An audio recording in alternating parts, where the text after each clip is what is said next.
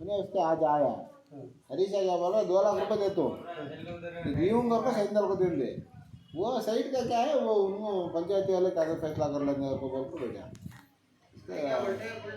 उल्टा उल्टा उल्टा चुने उससे ऐसे पे क्या बोले वैसा का तो उन्हें वहाँ देने का रहा तो कोर्ट में बात करेंगे चल ले गए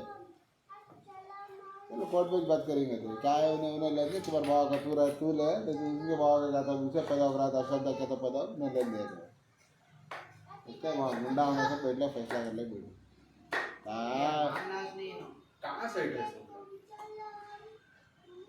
वो बॉडी का वो बॉडी तो किसी की दिए थे शब्द किसी की दिए थे सो वो आया ना शिव दिए थे